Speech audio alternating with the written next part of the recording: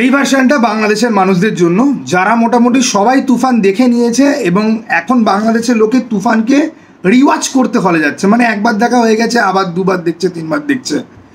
বাংলাদেশের কথায় যদি আসি তাহলে এটা শুধুমাত্র সাকিব খানের ফিল্ম তো নয়, এটা রাইহান রাফির ফিল্ম আর সাকিব খানের ফিল্ম। এখন আমি এই সিনেমাটা নিয়ে এক্সাইটেড ছিলাম এই কারণে যে লুক অ্যান্ড ফিল যেটা রাইহান রাফি প্রোভাইড করছে সেটা খুব ভালো, সেটা ইন্ডিয়ার বলিউড বা সাউথের ফিল্মের স্ট্যান্ডার্ডের মধ্যে এসে পড়ে। এবং সাকিব খান কি সত্যি সত্যি মানে ট্রোল মার্কা সিনেমা ছেড়ে বেরিয়ে সত্যি সত্যি একটা ভালো সিনেমাতে অভিনয় করছে।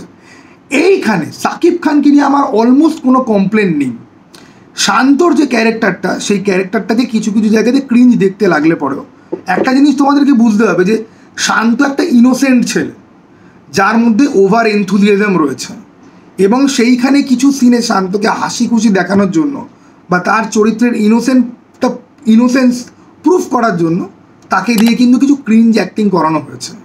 কিন্তু শান্তকে যখন ওই প্রথম সে তার সিনেমা দেখতে গিয়ে দেখছে যে তার কোনো সিন নেই, সেখান থেকে তাকে বার করে দেওয়া হচ্ছে, তাকে তার পাড়ার লোকরা অপমান করছে, ওই সিনটাতে আমি সাকিব খানের প্রশংসা করব যে দুঃখের সিনে যে সাকিব খান সত্যি সত্যি ভালো অভিনয় করতে পারে এটা ওই সিনে প্রুফ হয়ে যায়। অনেকটা প্রিয়তমার মতো সাকিব খান দুঃখের সিনে খুব ভালো অভিনয় করতে পারে, এবং যেই কারণে আমার মনে হয় যে সাকিব খানের অভিনয় নিয়ে অনেক মানুষ অনেক কথা বলে, কিন্তু সাকিব খান এত ফেমাস কেন তার একটা কারণ বোধ হয় যে দুঃখের সিনে সে দর্শককে কাঁদাতে জানে, সেই জন্য। এখন কান্নার কথা এলে পরে আমি রাইহান রাফির বিশাল বড় ভক্ত। আমাকে এক কথায় বলতে হলে আমি বলবো এটা রাইহান রাফির ওর্স্ট ফিল্ম। হ্যাঁ, একদম ঠিক শুনছো, ওর্স্ট ফিল্ম। সাকিব খান নিজের স্ট্যান্ডার্ডে যতটা উপরে উঠেছে রাইহান রাফি ঠিক ততটাই পিছিয়ে এসছে। রাইহান রাফি ডার্ক গল্প বলতে পারে, intricate complex character, shady character নিয়ে গল্প বলতে পারে। এইখানে তুফান একটা অত্যন্ত ডার্ক ক্যারেক্টার, তার ব্যাকগ্রাউন্ডও যথেষ্ট ভালো, যথেষ্ট ডার্ক একটা ব্যাকগ্রাউন্ড থেকে সে বিলং করছে। কিন্তু তারপরে গিয়ে কি হয়, একটা লোক পাগল ট্রিগার হ্যাপি হুইমসিক্যাল একটা লোক যে সামান্য একটা বিজনেসে কম হিসাব এলে পরে লোকজনকে গুলি মেরে উড়িয়ে দেয়, এরকম একটা খ্যাপা লোক যে কথা কাটাকাটি হলো, লোকজন তাকে অপমান করে হোটেল থেকে বার করে দিল। অ্যাকচুয়ালি বার করে দেয়নি, সে নিজে বেরিয়ে গেছে শুধুমাত্র ওই হোটেলে ফেরত আসার জন্য যে সমস্ত লোককে সে ঝাঁঝরা করে দেবে। রীতিমতো মেন পার্টি যারা বাংলাদেশ চালাচ্ছে তাদেরকে সে পুরো ঝাঁঝরা করে দেবে। এইরকম একটা সিন যখন তুমি শুরুতে রাখছো এত দমদার, তাহলে তোমাকে ক্লাইম্যাক্সও বড় রাখতে হবে। পুলিশের সাথে মারামারি হোক কি অন্য গ্যাংস্টারের সাথে মারামারি হোক, তোমাকে ক্লাইম্যাক্স বড় রাখতে হবে। কিন্তু এখানে ক্লাইম্যাক্স কোথায়? এই সিনেমার ক্লাইম্যাক্স নেই।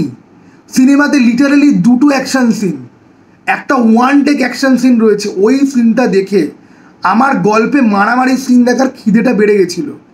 কিন্তু আমি শকড, আমি যে লিখেছি থাম্বনেলের ওপর বড় করে যে স্ক্যাম, এই জন্যেই লিখেছি।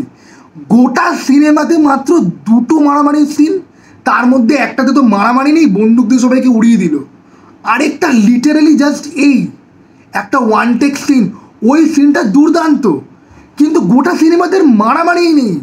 হিরো ভিলেন ক্লাইম্যাক্স কোথায়? Where the hell is the climax? এই সিনেমার ক্লাইম্যাক্স নেই। তারপরে যখন আমি আরও ভাবতে বসলাম তখন আমি বুঝলাম যে পুরো গল্পের জাস্ট হাফ আমাদেরকে এই সিনেমাতে দেখানো হচ্ছে। আমরা একটা ইনকমপ্লিট গল্প দেখতে পাচ্ছি। ঠিক যেই মুহূর্তে পুলিশ আর গ্যাংস্টারের মধ্যে টাসেল হবে, হিরো আর ভিলেনের মধ্যে যখন টাসেল হবে, তখন সিনেমাটা একটা টুইস্ট দিয়ে শেষ হয়ে গেল। ওই ক্রেডিট সিনটা যদি না থাকতো তাহলে আমি সিনেমাটাকে রোস্ট করতাম। ক্রেডিট সিনটা দেখালো বলে বুঝতে পারলাম যে আচ্ছা এইটা তাহলে ব্যাপার, এই জন্যে তাহলে এখানে কিছুই হলো না। এখন তুফান 2-র জন্য আমি খুব এক্সাইটেড। কেন? কারণ আমি জানি যে তুফান 2-তে বেঁচে আছে লোক, ঠিক আছে, সে ফেরত আসবে এবং সে ফেরত এসে তার এগেনস্টে যারা ছিল তাদের সবাইকে ওড়াবে। আমি তুফান 2-র জন্য খুব এক্সাইটেড। কিন্তু তুফান 1, আরে তুমি একটা সিনেমা, তুমি সিনেমার পুরো গল্প না বলে হাফ করে দিলে, তাহলে এই হাফটার মধ্যেও তোমাকে পুরো সিনেমার এলিমেন্ট রাখতে হবে, কারণ এটা একটা পুরো সিনেমা। তুমি এক্সপেক্ট করতে পারো না যে দুটো ক্যারেক্টারকে তুমি বিল্ড আপ দিলে, দেখলাম, এবারে কনফ্লিক্ট আর কিছু নেই, কনফ্লিক্ট আর কিচ্ছু নেই। আমি তো চঞ্চল চৌধুরীর ক্যারেক্টারটাকে আমি তো মাফ করে দিচ্ছি, যে ওর ক্যারেক্টারের যা টুইস্ট রয়েছে তাই ওকে নিয়ে বেশি এখানে দেখানো পসিবল নয়। ওর পারপাস আমার কাছে ক্লিয়ার হয়ে গেল। এবার শান্ত আর তুফানের মধ্যে যে ইন ফিউচার গিয়ে ঝামেলা যে লাগবে, সেই ঝামেলার জন্য আর একটা পরের সিনেমার ওয়েট করতে হবে। তাহলে এই সিনেমাতে তুফানের ভিলেনটা কে ছিল? তুফানের ভিলেন কে? যারা ওকে ঠকালো তারা ওর সিনেমার ভিলেন। তাহলে ভিলেনের সাথে মারামারির জন্য পুরো, এবং আমার এই জন্যেই এটা পুরোপুরি স্ক্যাম মনে হলো যে ভাই এই যেরকম ধরো এই কিছুদিন আগে আমি অযোগ্য বলে একটা সিনেমার রিভিউ করেছিলাম, সেটা যদি কেউ দেখে থাকো তাহলে দেখবে আমি তাদের বারবার একটা কথা বলেছি, সিনেমার শুরু মাঝখানে কিছু নেই, লাস্টে গিয়ে বোঝা যাচ্ছে যে হিরো বিশাল কিছু করবে বা সে বিশাল কিছু করেছে। আরে সেটা দেখাও সিনেমাতে, আমি তো সেটা দেখতে গেছি, হিরো কি করছে ভয়ানক কাজ আমি সেটা দেখতে গেছি, না তো কি হিরো এর পরে করবে, হিরো এর পরে গিয়ে ভয়ানক কাজ করবে। হিরো এই সিনেমাতে কিছু করলো না, পরের সিনেমাতে করবে। যেই গেমটা হলিউড সেট করেছে সেই গেমটা আজকে ঘুরে ফিরে বলিউডের কাছে এসছে। আমি কলকি নিয়েও সেম কোয়েশ্চেন তুলতে পারি যে লাস্টে গিয়ে প্রভাস টার্ন হয়ে গিয়ে সমস্ত কিছু ফাটিয়ে দিল, তার আগে অবধি গোটা সিনেমাতে ও কাইন্ড অফ ভিলেনের মতনই থাকে। তাহলে আমি দেখতে কেন গেলাম? আমি তো হিরো আর ভিলেনের মারামারি দেখতে গেছি। আজকে স্টোরি টেলিং এমন জায়গায় চলে গেছে যে প্রথম সিনেমাটা দর্শককে শুধুমাত্র এনগেজ করার জন্য, ক্যারেক্টার বিল্ড আপ করার জন্য, আসল মারামারি ক্যালাকেলি সব পরের সিনেমায় হবে ভাই, 2 বছর 3 বছর বাদে আসবে তখন হবে ভাই। কলকি, অযোগ্য, তুফান, রিসেন্ট টাইমে 3টে সিনেমা দেখলাম। কলকি আমার খুব ভালো লেগেছে, কিন্তু কলকির আমি বারবার কি বলেছি যে ভিজুয়াল মারাত্মক, ভিজুয়াল মারাত্মক, ওয়ার্ল্ডটা ডেভেলপ করেছে খুব মারাত্মকভাবে। তাহলে কলকির একটা 4 ঘন্টার ফিল্ম হওয়া উচিত ছিল পুরো গল্প দেখানোর জন্য, যেখানে আমি অ্যাকচুয়াল হিরো ভিলেন ফাইটে আমি গিয়ে পৌঁছাবো। তা না, গল্প মাঝখানে গিয়ে শেষ হয়ে যায়। ভাই তুমি পুরো গল্প চাও, তোমাকে পরের সিনেমা দেখার জন্য আসতে হবে। স্পাইডারম্যান 1 আর 2, স্পাইডারম্যান 1 একটা কমপ্লিট গল্প, স্পাইডারম্যান 2তে আবার একটা কমপ্লিট গল্প, দুটো সিনেমার দুটো ভিলেন, দুটো ভিলেনের সাথে দুখানা মারামারি, দুখানা কনফ্লিক্ট।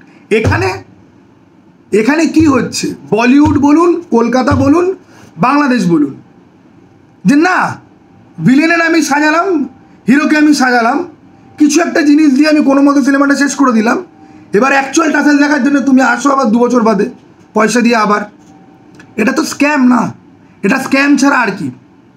অযোগ্য কত বড় স্ক্যাম, যদি অযোগ্য নিয়ে আমার এই ভিডিওতে কথা বলা উচিত না, অযোগ্য যে কত বড় স্ক্যাম এই কথাটা আমি কোনো না কোনো দিন, অযোগ্য এখনো হলে চলছে, যখন উঠে যাবে হল থেকে তখন আমি বলবো। কলকির ক্ষেত্রে তাও বুঝতে পারি যে না, এই যে সবাই দেখবেন একটা কথা বলছি যে কলকির সেকেন্ড হাফ খুব ভালো, আরে সেকেন্ড হাফেই তো অ্যাকচুয়াল কনফ্লিক্টগুলো হচ্ছে, ফার্স্ট হাফ ধরে শুধুমাত্র ইন্ট্রোডাকশান দিয়ে গেছে, কনফ্লিক্ট শুরু হলো, সিনেমা ঘাপাত করে শেষ একটা টুইস্ট দিয়ে। অ্যাকচুয়াল কনফ্লিক্ট দেখতে, super hero super villain fight দেখতে পরের সিনেমাতে আসো ভাই, তখন হবে কি সুপ্রিম ইয়াস্কিনের সাথে ফাইট। ঠিক আছে? তো হ্যাঁ, বাংলাদেশের মানুষদেরকে আমি বলছি, বাংলাদেশের মানুষ যারা এই ভিডিওটা দেখছেন, এটা স্পেশালি আপনাদের জন্য বানানো।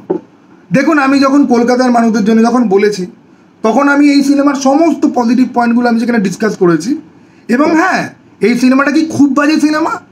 দেখো, যতক্ষণ অবধি তুফান 2 না দেখছি না, আর বোঝাই যাবে না যে তুফান 1 কেমন সিনেমা। পুরো গল্প না জেনে ডিসাইড করবো কী করে? আর পুরো গল্প তো দেখানোই হয় না, ইনকমপ্লিট। তুফান 1-এর প্রচুর জিনিস ভালো, কিন্তু গল্প আমাকে ডিসঅ্যাপয়েন্টেড করেছে। আর সব থেকে বেশি যেটা ডিসঅ্যাপয়েন্টেড করেছে সেটা হচ্ছে গিয়ে ইন্সপিরেশনের নামে টুকলিবাজি।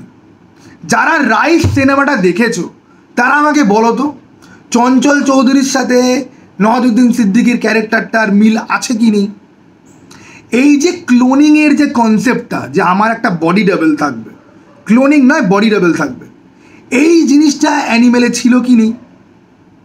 অ্যানিমেলের থেকেও বড় কথা, ডনে কি হয় যে অমিতাভ বচ্চনের মতো লুক-অ্যালাইক লোককে ডন সাজানো হচ্ছে, এইবার তাকে নিয়ে ঝামেলা। ঠিক আছে, এবার সে মরবে না সে বাঁচবে। এই সিনেমা তো ডন আর রাইস থেকে হেভিলি ইন্সপায়ার্ড। কেজিএফ আর অ্যানিমেল থেকে হয়তো স্যুট, ব্লু কালারের স্যুট। অ্যানিমেলের রণবীর যেরকমভাবে চুল ঝাটকায় সেরকমভাবে চুল ঝাটকাচ্ছে, ওরকম বড় চুল, ওরকম নিষ্ঠুর লোক, কিছু হলে পরেই কাউকে গুলি মেরে দিচ্ছে।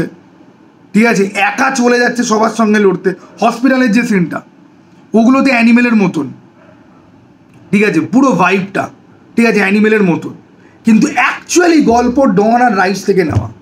আর আমি এটাই রায়হান রাফির থেকে আমি এক্সপেক্ট করিনি। আমি রায়হান রাফির থেকে অনেক বেশি এক্সপেকটেশন রেখে এই সিনেমাটা দেখতে গেছিলাম, এবং সেইখানে এই সিনেমাটা আমাকে পুরো ডিসঅ্যাপয়েন্ট করে। এই সিনেমার production value, look and feel, হিরোর পারফরমেন্স, বাকিদের পারফরমেন্স, ব্যাকগ্রাউন্ড মিউজিক সেটাও টোকা। পারফরমেন্স ঠিক রয়েছে, সিনেমাটোগ্রাফি ঠিক রয়েছে, কালার গ্রেডিং দুর্দান্ত হয়েছে, একটাই অ্যাকশন সিন আছে সেটা ভালো, কিন্তু গল্প, ভাই সিনেমাতে সমস্ত কিছু ভালো হতে পারে, গল্প যদি ভালো না হয় তাহলে কোনো কিছুর ভ্যালু থাকে না। এবং এই দোষে কিন্তু অযোগ্যরও এই দোষ রয়েছে, কল্কিরও এই দোষ রয়েছে, এই সিনেমাটারও এই দোষ রয়েছে। Raihan Rafi, I am greatly disappointed. আমি অত্যন্ত আশাহত হয়েছি। তুফানের গল্প আমাকে রীতিমতো বলছি, আর রায়হান রাফি যেরকম ডার্ক টুইস্টেড গল্প বানায় সেটার ছোঁয়া এই সিনেমাতে শুধুমাত্র লাস্টের ক্রেডিট সিনে চঞ্চল চৌধুরীর ক্যারেক্টারটার অ্যাকচুয়াল সে কে সেটা যখন রিভিল হলো ওইখানে গিয়ে ইন্টারেস্ট রয়েছে। আর এখন আমাদের এখানে এপার বাংলার কিছু ফেক ইউটিউবার রয়েছে যারা ইউটিউবার না, মুভি রিভিউয়ার না, কিচ্ছু না, তারা লাইফে আর কিচ্ছু করতে পারবে না, জবলেস, বেকার, কোনো যোগ্যতা নেই, তারা শুধুমাত্র সাকিব খানকে নিয়ে ভালো বলে তুফানকে চেটে চেটে চেটে চেটে, সিনেমা আজকে বেরিয়েছে তাদের চ্যানেলে সাকিব খান আর তুফান নিয়ে 500,000 ভিডিও রয়েছে, বিজনেস করে যাচ্ছে, শুধুমাত্র পয়সা লুটে যাচ্ছে, এবং সাকিব খানের ফ্যানরা তাদেরকে গিয়ে সাপোর্ট করছে, যেটা সব থেকে স্যাড ব্যাপার। সবাই করে না, কেউ কেউ আছে বুদ্ধিমান। এবং রায়হান রাফির ফ্যান হিসাবে আমি আজকে একটাই কথা বলবো, ভাই আমার জাস্ট খারাপ লাগলো। রায়হান রাফি যে অন্য সিনেমা থেকে এভাবে টুকবে এটা আমি ভাবিনি। যে লোক জানোয়ার সুরঙ্গর মতো সিনেমা বানাতে পারে তাকে যে অন্য কোনো সিনেমা থেকে টুকতে হবে এটা আমি কোনোদিন ভাবিনি। একটা লুক অ্যান্ড ফিল বা এডিট, কেজিএফের কারচেস সিনে ফ্রেম ড্রপ এডিট হয়েছিল, ব্ল্যাক, বারবার ব্ল্যাক ফ্রেম পড়ছে উঠছে, পড়ছে উঠছে, চোখ পিট পিটানির মতো, পালস রেটের মতো, দুটো এডিটিং স্টাইল তুমি ঝেড়েছ, দ্যাট ইজ ফাইন। দুটো ব্যাকগ্রাউন্ড মিউজিক তুমি অন্যান্য সিনেমা থেকে তুলে একটুখানি টুইক করে বসিয়ে দিতে, সেটাও ঠিক আছে, কিন্তু মেন গল্প অঙ্কুশের মির্জা, আপনারা গিয়ে অঙ্কুশের মির্জার রিভিউ আমার চ্যানেলে দেখবেন। আমি বারবার একটা কথা বলেছি যে অগ্নিপথ থেকে ব্ল্যাটেন্টলি গল্প তুলে অঙ্কুশের মির্জা নিজেকে ডুবিয়েছে, এবং ব্যাক স্টোরি ভালো ছিল না ওই সিনেমাটা, আর মেন গল্পটা পুরো অগ্নিপথ থেকে নেওয়া। এইখানে এই যে ডন আর রাইস থেকে এইভাবে যে নিয়েছে এটা কিন্তু ভালো করেনি। সাকিব খানের ফ্যানেরা এই সিনেমাটাকে খুব ভালো বাসবে, কারণ সাকিব খান এর আগে এর থেকে প্রচুর খারাপ ফিল্ম করেছে যেগুলো বসে দেখা যায় না, কিন্তু এই সিনেমাটার থেকে তো আশা ছিল, সেই আশাতে ছচ্ছর করে তুমি জল ঢেলে দিয়েছো। মুড খারাপ থাকলে আমি পেচ্ছাপ করে দিয়েছো বলতাম। এবং রিয়েলি বলছি, আমি রায়হান রাফিকে যদি কোনো দিন সামনে যদি কোনো ইন্টারভিউ ইন ফিউচার যদি চান্স যদি হয়, আমি রিয়েলি বলবো যে স্যার আপনার থেকে এটা এক্সপেক্টেড ছিল না, আপনি জানোয়ার বানিয়েছেন, সুরঙ্গ বানিয়েছেন। পরাণ দেখার আমার এত ইচ্ছা, আমি পরাণ আজ অব্দি কোথাও পাইনি, এবং আমি জানি রায়হান রাফি কী কোয়ালিটির গল্প ডেলিভার করতে পারে। As a Raihan Rafi fan আমি ডিসঅ্যাপয়েন্টেড অ্যাজ হেল। ওকে, চলো টাটা ভাই, আবার যেন দেখা পাই।